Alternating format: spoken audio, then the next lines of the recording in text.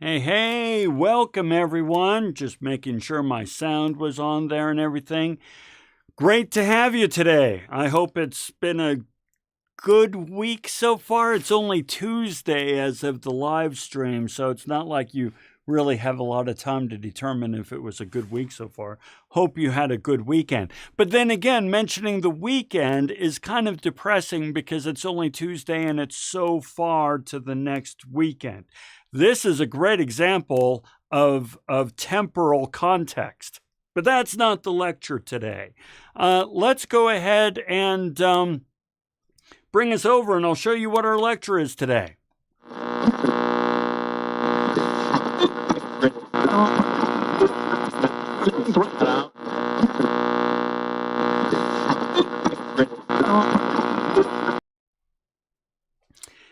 It's over there.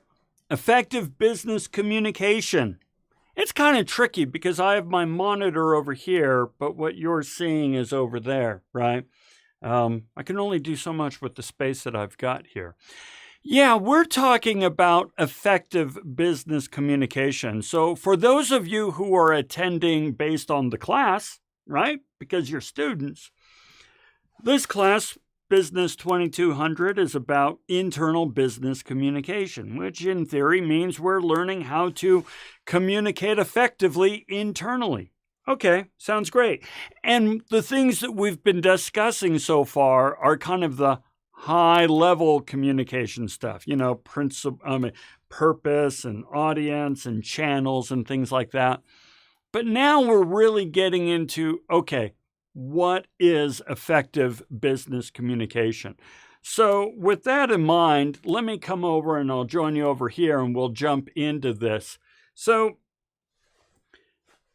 if we're going to talk about effective business communication, we need to understand first what the problem is. Why is it not effective right now? Or at least I am positing to you that business communication today, it ain't effective. All right, well, then how can I support that? Check this out. And you know what? I need to make sure that my gamification is turned on. There it is. We're not going to miss that. Check this out. So this is just a small snippet of a 20-page single-spaced proposal to a tech company I used to work for. And the idea was this consultant would design for us an internal intranet, right? So whenever you go on to, when you're on Canvas, you're in an intranet. When you go into your company's personal behind a firewall internet, that's an intranet. They're not too terribly difficult to put together. They're pretty straightforward. It's right out of a box. Nevertheless, we're going to explore this. Check this out. We'll start at don't worry, we're not going to read this whole thing. That would be a crime against humanity, just so you know. But we'll read a couple parts here at the top. Use constituent-centric design approach with an early input from business consumers using design thinking best practices to help inform their needs and expectations. All right, so you understood every single word in there. You could define every one of those words. And they're assembled in a grammatically correct fashion. What does that mean? It's a rhetorical question. And let's look at the next bullet down. Bullet it says establish a consensus. Let's check this out. Establish a consensus understanding of the IT standard platform capabilities and components, a directional representation of platform agnostic foundational needs, and a well-reasoned assessment of the viability of the IT standard platform supporting the future state experience. This goes on for 20 pages, my friends. And furthermore, this is not an anomaly. This kind of crap is the rule, not the exception. We see this nonsense all the freaking time. Okay? So what I want to do is I'm positive, and I'm not the only one to observe this. There's a lot of smarter people out there who have talked about this issue in internal business communication. They basically say it's bullshit. And it is. Okay? So here's a definition. And by the way, these are academic papers, so don't report me to the thought police. They describe bullshit as something that isn't so much false as it is phony, something that is designed to impress, but was construction absent direct concern for the truth. So although it was produced without direct concern for the truth, that doesn't necessarily mean it's false. So the thing that we saw earlier, it wasn't false, it was true, but its goal was not to be truthful or plain or clear or direct. It was designed to impress. We're going to come back to that, okay? Here's another definition that somebody offers, and this is from the book, Why People Speak Like Idiots. Real book. Bullspeak is the language of business, otherwise known as corporate doublespeak, buzzword spin, or just plain old BS. This style of speaking seems to be encouraged. Seems to be encouraged? Hold on to that. Seems to be encouraged in most large organizations. Business people are enamored with big words, acronyms, and phrases with multiple interpretations. Seems to be encouraged? That is the understatement of the frickin' year. I can tell you, as somebody who worked 25 years in the corporate sector, it's not just encouraged, it is expected and required, this kind of language. It's insane. So this is what I want to ask you, and we're going to start building up some points here. Why? Why do you think we speak like this in the business world? I'm going to go ahead and put a couple of minutes on the counter, and then I'm going to go over to the whiteboard and we'll write down some of the ideas. But why do you think that in the business world, this kind of language is encouraged? All right, let's see what we come up with.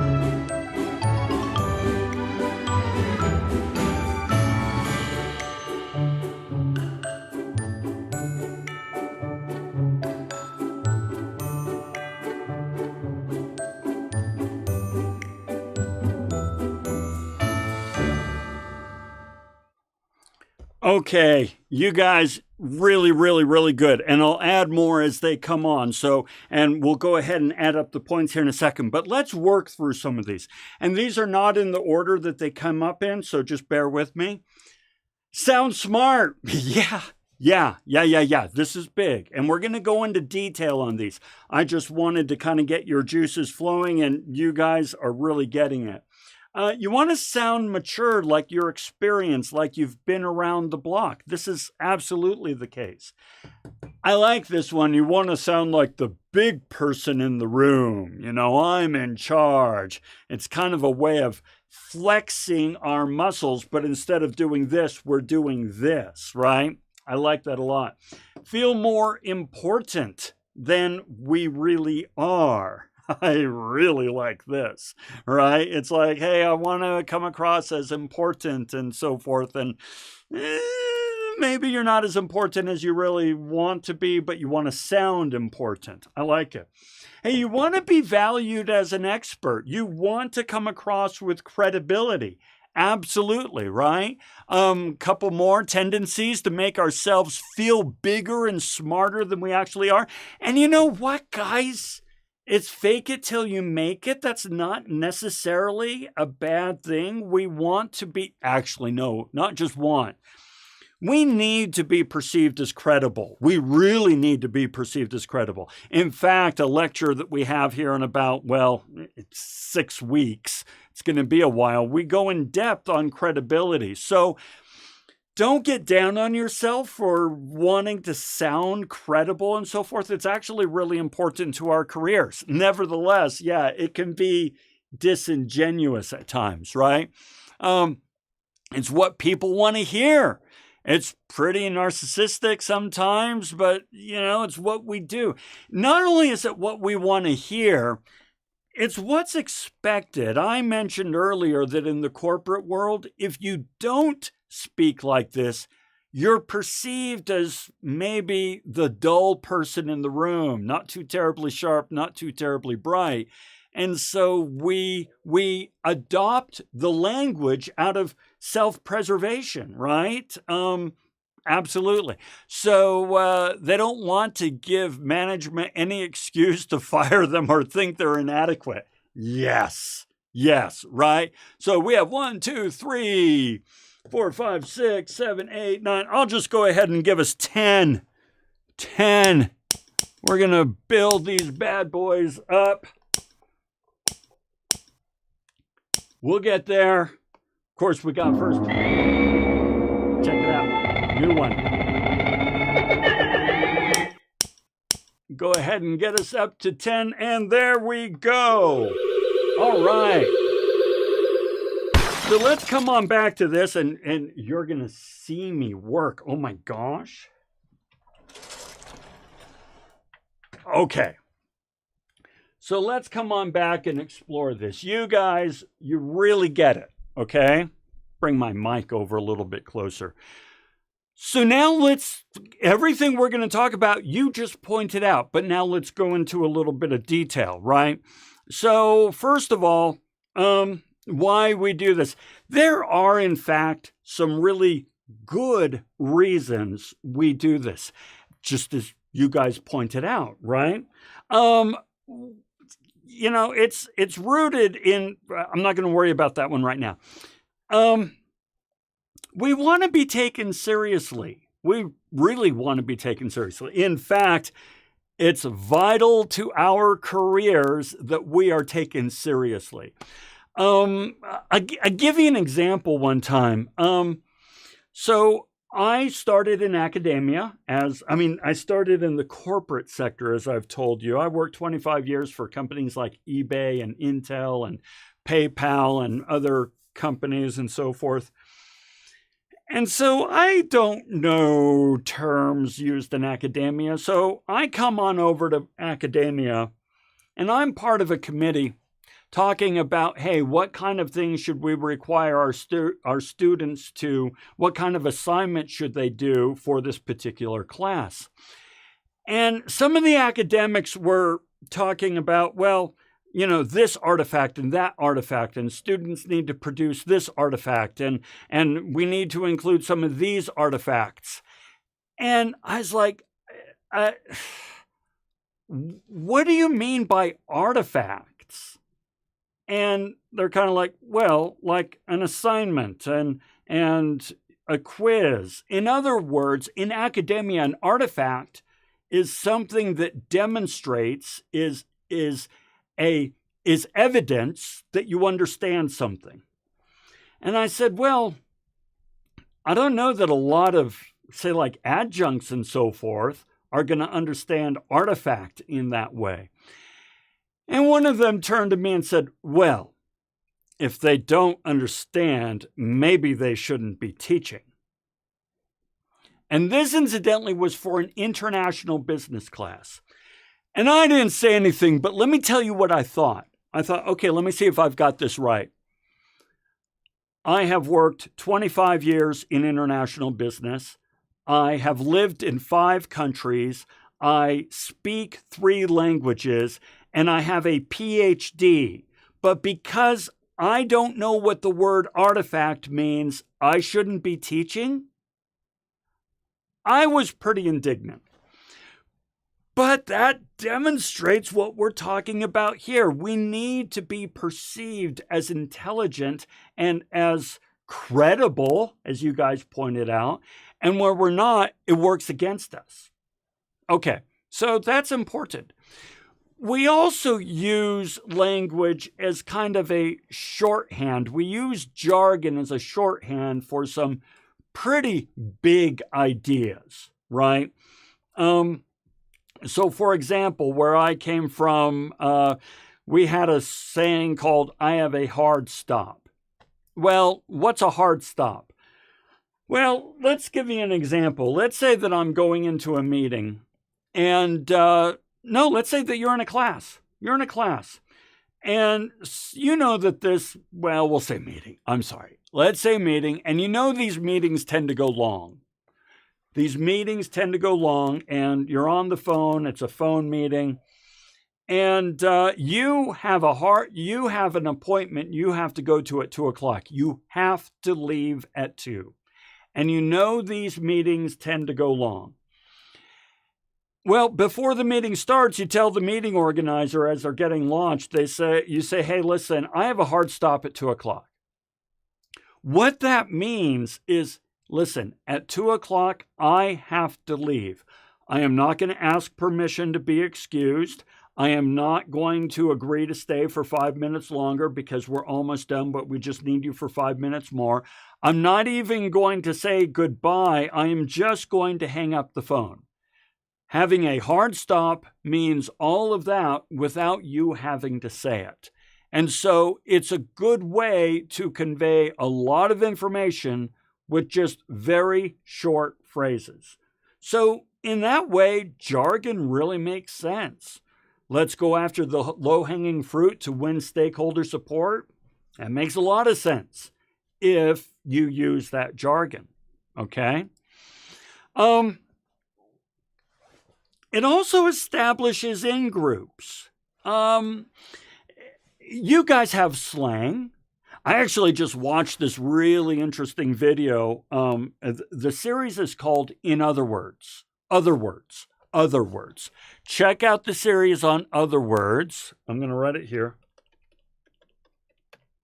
Okay, so cool little PBS YouTube series. And their latest video talked about how cringy it is when corporations use slang, okay?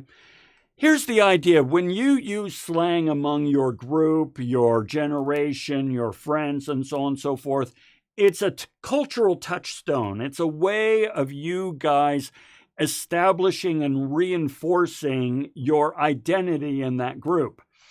And so when some old dude like me comes along and says, yo, that's lit, bruh. It's like, whoa, Lon, you're freaking in your late 50s. You can't say that's lit, bruh. Okay? So corporate language and corporate slang does much the same sort of thing.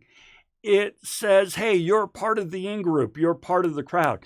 Think about Think about when you first started the job that you're in right now. How much did you understand what they were saying?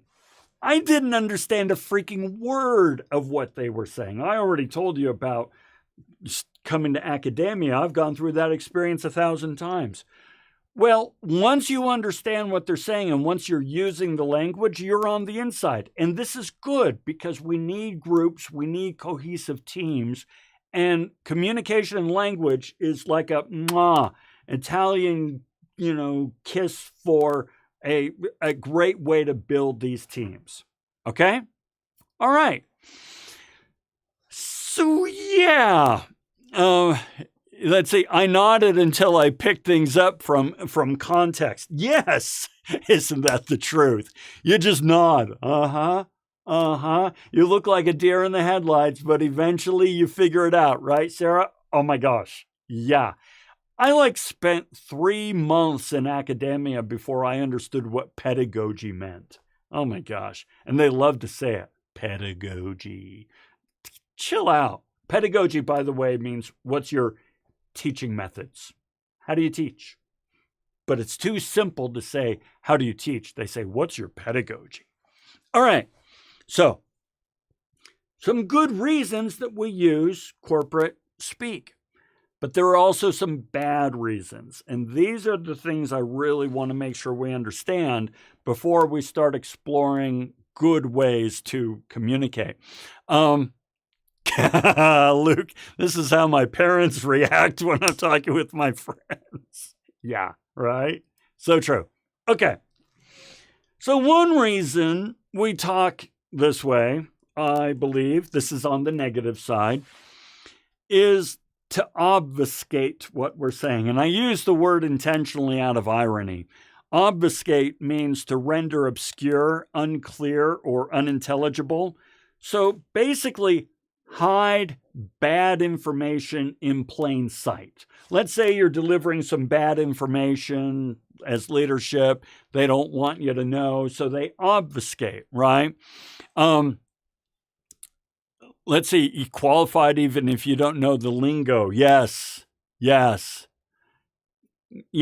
Use complex words to make something sound better or even more complicated than it is. So, yes, right? So let me show you what I mean, all right? So how can we obfuscate? You guys are already pointing some out. One is what I call weaponizing boredom. Let's say for a moment that I'm delivering some bad news to stakeholders, shareholders, or employees or whatever, or let's say I don't know what I'm talking about. Oh my gosh. Let's say that I don't know what I'm talking about and I don't want to be challenged. I don't know what I'm talking about and I don't want to be challenged. All right? So let's explore this. One thing I can do is I can weaponize boredom, which is to say, I'm going to put you to sleep.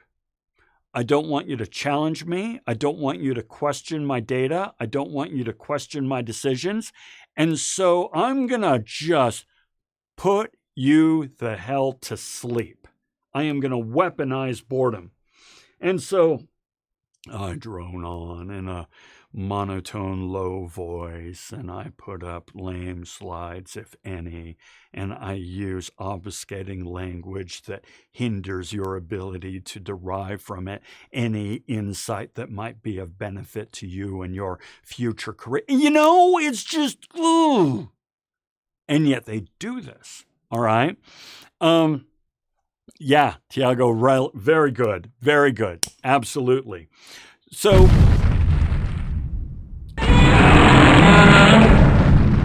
there's our next one. So, absolutely. Now, another thing we can do is intimidate. Now, you guys pointed this one out to be the big guy in the room, right? The big person. I love the way that, Sarah, weaponized boredom. It can't buy. Okay. There are no other professors here, I'll tell you. It's out of laziness. We put this material together and we teach it semester after semester after semester. We try, but it's tough, right?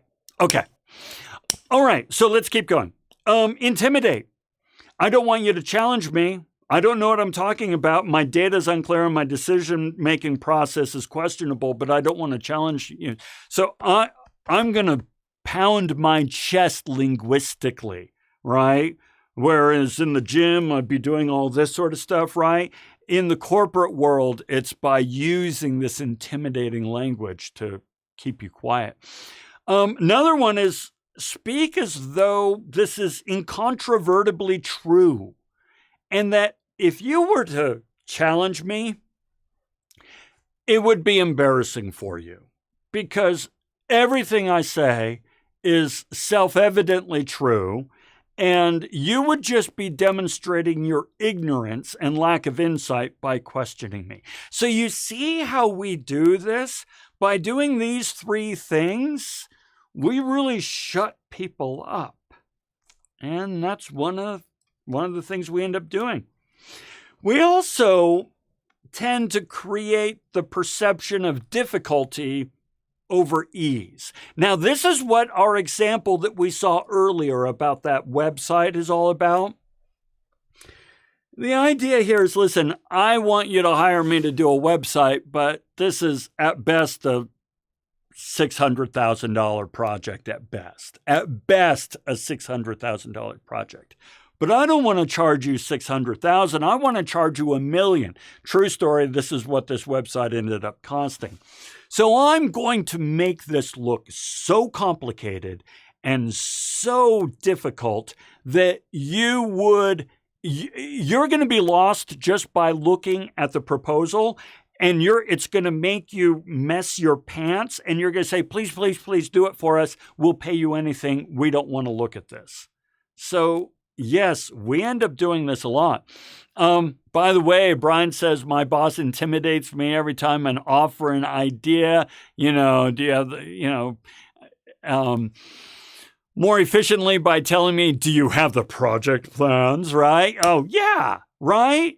Now, I can't speak for the boss and I can't speak for the situation, but what I can tell you, Brian, is that when somebody doesn't want to be challenged, this is a response that I see often. So, yeah. On this end, over on this end, making things seem more complicated, here's one of the troubles we run into, folks. All right, this is between us right now. In theory, you should be rewarded for doing your job efficiently. Okay? Effectively and efficiently. Well, effective and efficient means that if I can get something done in 30 hours that somebody else takes 40 hours to do, I should be rewarded because I am effective and efficient. This is what we glamorize in capitalism. But here's the problem. That's not what we reward. We reward, let's say that you can do something in 30 hours and it takes somebody else 60 hours, but they come early and they leave late and they're always working and they look stressed, but they're delivering. They give the perception that whatever they're doing must be really difficult because they come early, they leave late, and they're always working and they're never still. It's like watching a squirrel on caffeine. So the perception is their job's really easy. Whereas you show up, I'm cool. It's fine. It's straightforward. You make your job look easy. And when you make your job look easy, you make your job look redundant. This is a problem. I don't have an answer for it right here. That's not the lecture. The point is, there's a lot of self-preservation going on with this act of making something look more difficult than it is, right? Yeah, looking busy. Right? Looking busy is way more important than being busy. It makes me ill to say it, but I agree with you. And this is really disturbing to me. Okay? Okay. So, what is the solution? Well, I'm going to share with you what goes into an effective communication, and then I'm going to show you an example of where we can use it, okay? So first of all, when you're communicating, you need to be compelling. You need to grab their attention right away, okay?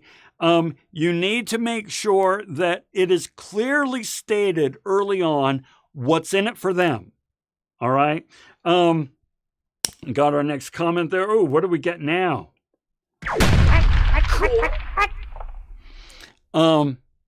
Yeah, it doesn't make sense in hourly jobs. You're right. Okay, compelling. Let me explain.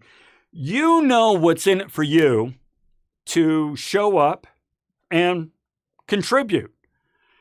You get das points, baby, right? You get points. Therefore, there is a compelling reason for you to attend and engage and participate. There is something in it for you, okay? Problem is, most business communications never get to that state, right? So we really want to make sure that we are earning their time and attention. When we are asking somebody to attend a lecture or to read an email or read an assignment, we have to earn their time and attention. It should not be taken for granted. Oh, interesting. I've worked somewhere the supervisor said part of the job is acting. When you finish work early, you have to act busy. Oh, how totally depressing. They're not wrong, but it's depressing. Okay. So now, how are we going to be compelling and how are we going to communicate effectively? We want to be direct. Don't waste your viewers' time and attention, your readers' time and attention. You need to have respect for their time and attention. So be direct. State the purpose of the communication right away and get right to the point. The who, what, when, where, how, why of the communication should be stated very, very early on. And so to do this, we often practice what we call the inverted pyramid. And I keep pointing over there, I apologize. It must be disorientating for you. The idea of the inverted pyramid is you state the most important stuff first, okay? So the most important things are stated at the top so that if they don't read anything else, they at least got the important stuff. Then followed by the less important, followed by the least important, followed by the utterly unimportant, but management wants it to go anyway. I one time worked on a project where the management really wanted me to include the organization's mission statement. Now, for those of you playing at home, nobody has ever asked what an organization's mission statement is, a department's mission statement. No one cares. No one cares. But management loves it. Oh my gosh, they did a 3-day retreat in Park City to come up with this mission statement. We have to include it. No one cares. So you better believe I'm going to make it the last thing I state. Okay? Someday I'll tell you the whole story. All right.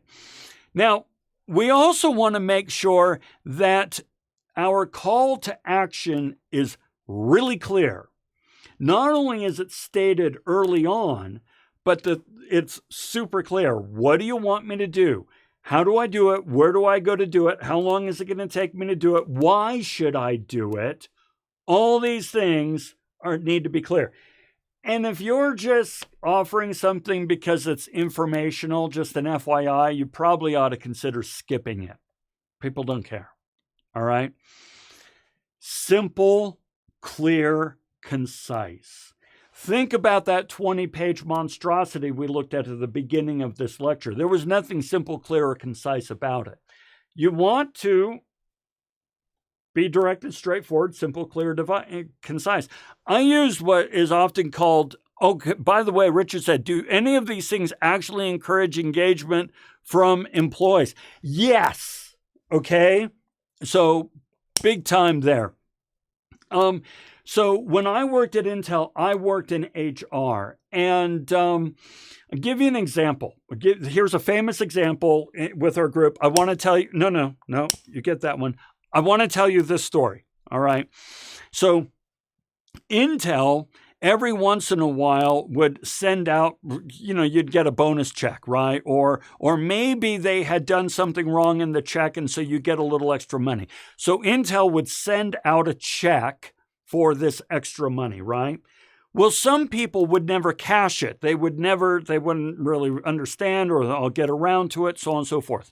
So they sent an email saying, hey, so according to state regulations and HR policies following federal guidelines, it is requisite that employees within a 90-day waiting period cash checks received in remuneration for back pay.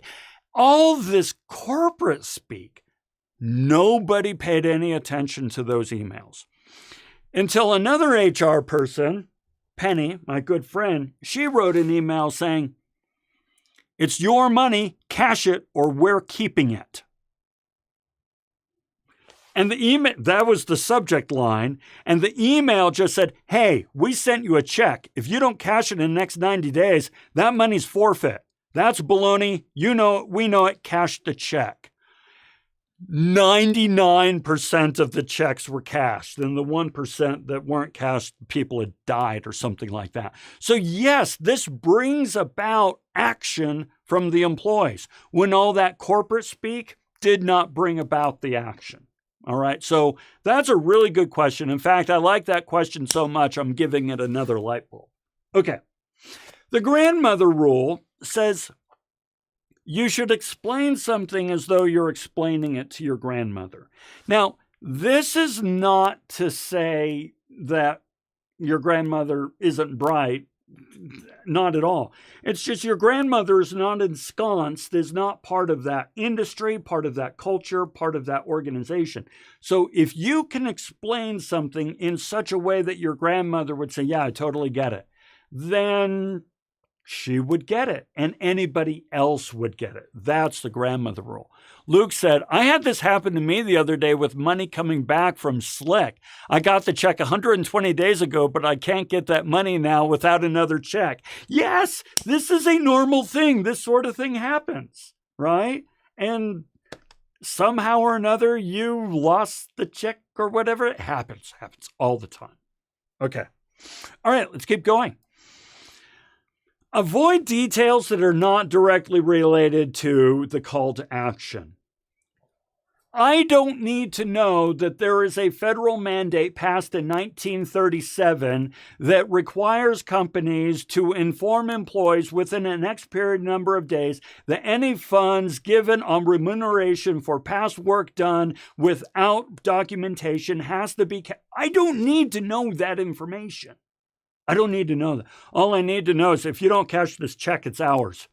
If you need another one, let us know within 3 days. That's all I need to know, baby. So don't include details that are not important. All right? Be natural and friendly. You are a human being talking to another human being. You don't need to sound like a legal document.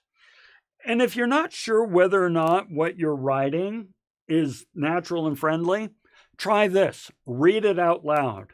It's amazing how difficult it is to read something out loud that is not natural and friendly. The tongue just doesn't know what to do with it. Whereas if you're reading something that's straightforward, clear, and easily understood by your grandmother, you'll have no problem reading it. All right. Talk to your employees, not about them. So, for example, when I say, okay, now students need to now send me an email saying they were present. No, I should say, hey, you guys who are here right now, oh yeah, you, send me an email saying you're here. Now, don't do it yet because we'll figure out what our points are and so on and so forth. But the point is, talk to them, not just about them. This one is important too. You guys pointed it out. You want to make sure that you are being transparent and credible. You've probably had English teachers and so forth say, hey, use first person language versus third person language. And maybe you've been kind of like, what the hell does that mean and what does it matter? Well, let me give you an example. It has been decided that you will not be able to graduate this semester, that you need 3 more credit hours. Okay, I want to know more information about that. What do you mean it has been decided? Who decided? When? Based on what information? How was this decision made? Well, when you're talking in the third person, none of that information is available. It has been decided you can't graduate, you need 3 more credit hours. Whereas if you say, Barbie, the associate dean, alongside Bob, your advisor, has determined based on this policy that you cannot graduate and you need 3 more credit hours. Now you know who the decision makers are. Now you know what information they were using in making that decision, and you know who to go to say, that's bullcrap, we're going to work this out. So that's first person or second person in this case versus, or I have decided, first person versus third person who hides all that stuff, right? By the way, grammar comes up here in a moment, Luke. Why do you think we're taught to have perfect grammar if we just going to be using slang going forward? All right, we'll talk about grammar, so hold on to that, right? Both third person and passive voice. Yeah, third and second. First is the best. You're absolutely right. So, bam, couple more points there. Ooh, we got a new one. In the not too distant future, next Sunday AD. New one I made. Okay. This one is important too. We'll come back to the one on credibility, or on grammar. Avoid spin. I hate spin. Now, your good old dictionary definition. By the way, a dictionary definition provided us by AI, ChatGPT. Yes, use it as a tool. I do. Spin is presenting information in a favorable light by emphasizing positive aspects and downplaying or ignoring negative aspects. The goal of spin is to shape the interpretation and perception of the message, or for public relation purposes. I screwed up there. I did some editing to what chat provided me, and I missed a word there. But now that comes to my credibility. We'll come back to that. But let me give you an example of spin. This is a real email sent to me a couple years ago. Now, for some background context of this email, you should know, don't worry, we'll come back to it so you can read it.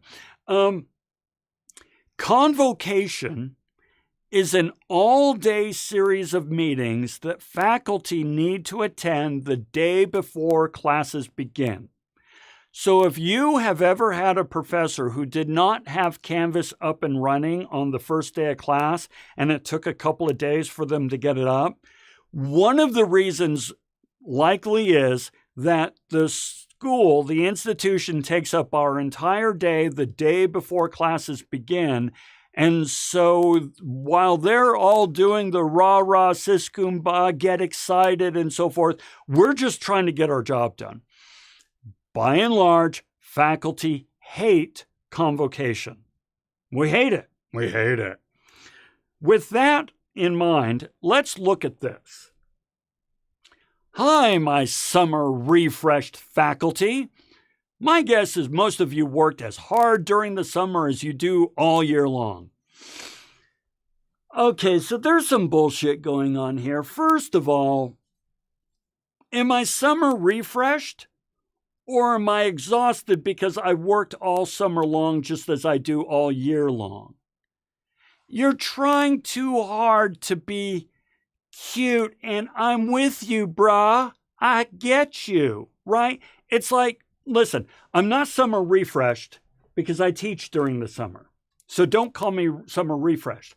But then don't try to pander to me by saying, oh, my guess is you worked just as hard during the summer as you do all year long. I did, yes, but you're pandering to me.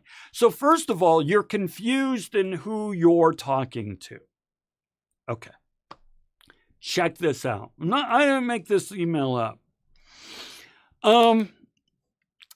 So good news. I need to have the professor from Futurama pop up there. Good news, everyone. Good news. We're having an unprecedented convocation meeting on Monday, blah, blah, blah, blah. Okay. Good news. You know, this convocation that you go to that you love so much, we're going to have another meeting, an unprecedented meeting.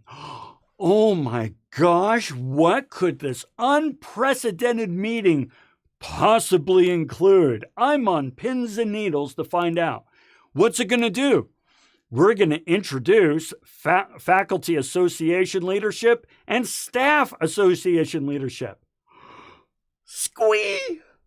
I can't believe it. We're going to report on how faculty and staff can collaborate to reduce the COVID risk to teachers. Oh my gosh, I can hardly... Okay. You get my point. This is unmitigated spin in its worst possible state.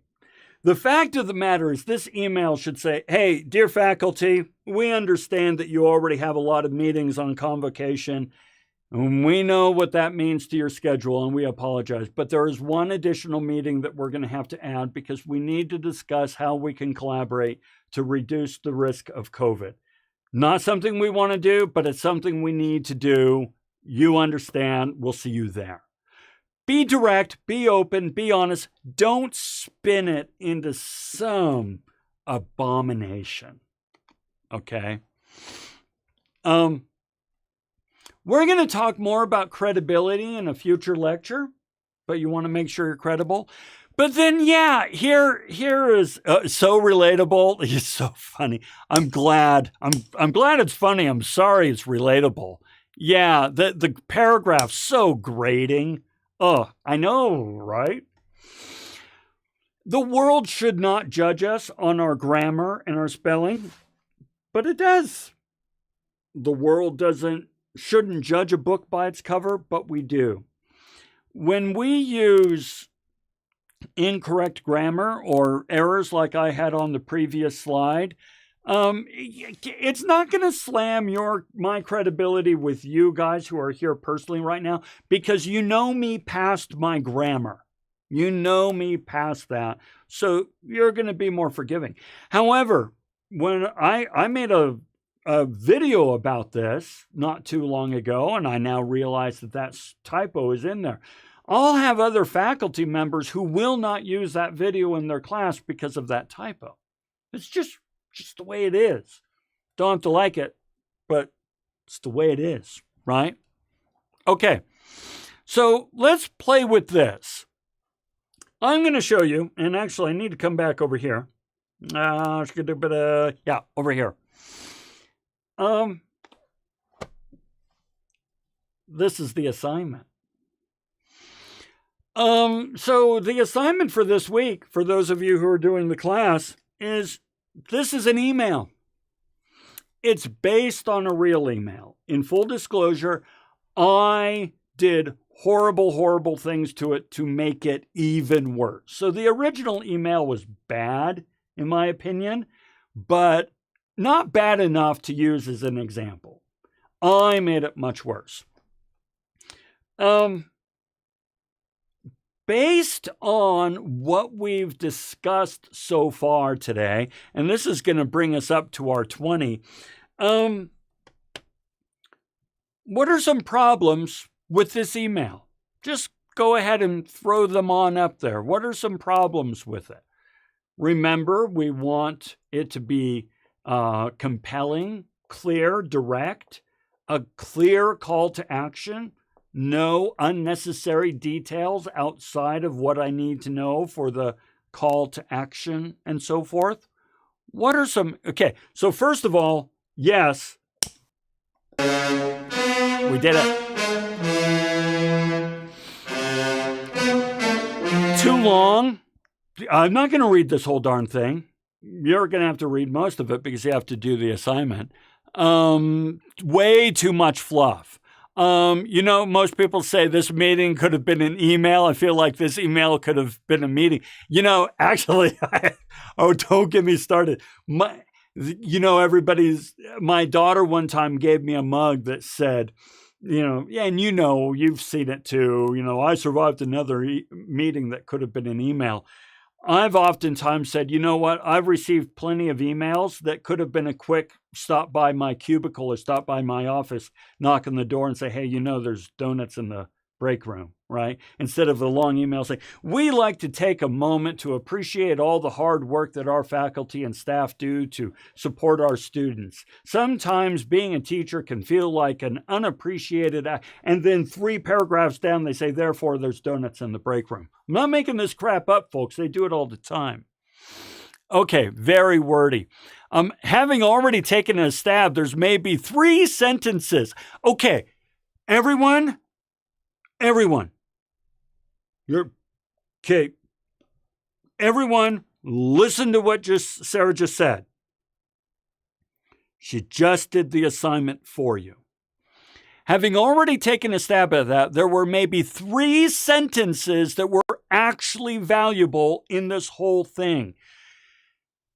Yes, there's only 3 sentences in here that are actually valuable. And I'm going to actually tell you where they are. 1, 2, 3. The 4th paragraph has the call to action. That's all we need. 4th paragraph, call to action. And so this is why Sarah and Brian, I really appreciate, and I'm going to take care of you. I appreciate that you tried to do the assignment early, but then you come in and say, okay, what do I need to do? I hope that by going through this lecture, you realize that, oh, yeah, okay, yes, you need to just take this black marker and just go to town on this thing. Short, sweet, to the point. That is what we want, okay? So here, let me come back and join you for a minute. Oh, I pushed that button too soon. You get to see the man behind the curtain. So there you go, folks. That is what we're up against in terms of the challenges of effective communication and what we can do to fight it. All right. And you guys, you always have. You've got the full 20. So do me a favor. You know the deal. Just send me an email and say, here. I'm going to say, send me an email and say, here. And spell it correctly or not. It doesn't matter. I screwed up there, but I don't care. It's in text. By the way, in comments, it doesn't matter. Truly, remember, channel. Channel decides whether or not something matters like that. Okay? So, oh, yeah, right, Shandale? Yes. Okay, I'm going to just tell you. I have nothing to hide. I'm an old man. I'm tired of hiding things. When I get an email from like that, I just hit delete. I actually have a video, and I'll put it up or something. If you go to the, I think it's in my lawn SCHIFFBAUER. I don't know. I have a video about how to write an effective email and why we should worry about it. So yeah, I see emails like that. I'm just like, you're not earning my time and attention. Delete. Sorry. No, if you want my time and attention, you need to be respectful of it. Emails like that are not respectful of it. Should I send one today saying like here? Yeah, right. And actually, it's sort of funny. All right, everybody. Okay. So I just want an email saying here, because that's all I need, right? Every once in a while, I have a student saying, "Dear Professor Schiffbauer, thank you very much for taking the time to explain to me all the facets that are involved in constructing an effective business communication. I appreciate the time that you put forward in this. I wanted to let you know that I was in attendance." And I'm like, dude, thank you, but just say here. It's funny how we get in this trap. We all do. We all get in the trap. Okay. Yeah, Sarah. Yeah. And Julianne. Yes. What Sarah says, bang on. Absolutely. Right. Just read through, write down the message, intended paragraph, and cull the fluff. Cull the fluff. I love it. Cull the fluff. That's going to be our new war cry. Okay. Everyone, that's it. If you have any questions, any comments, anything you'd like to discuss, I will be sticking around. Otherwise, we are completely set. You can take this extra time that you have. You have an extra 20 minutes. Finish that email assignment and get it out. Now that you know exactly what you need to do, you're all set. All right?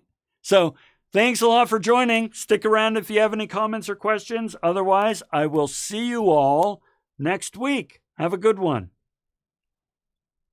You bet, Kiara.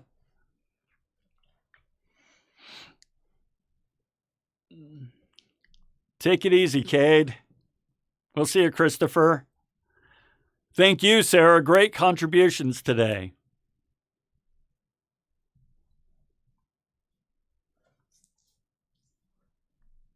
We'll see you, Stephanie, Alex, Brian. You guys crushed it today.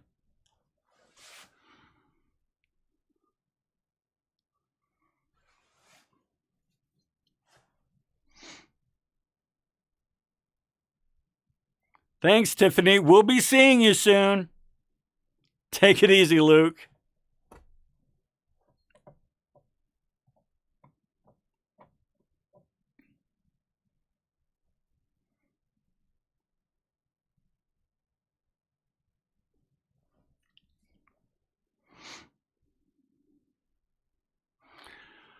Julian, you probably already said this, and sorry again.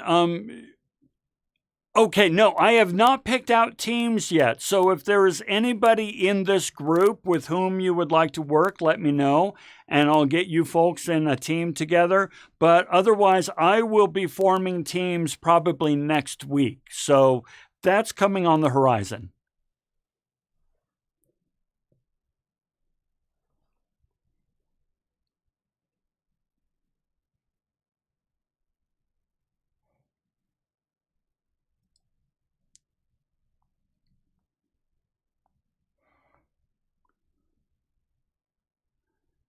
You bet.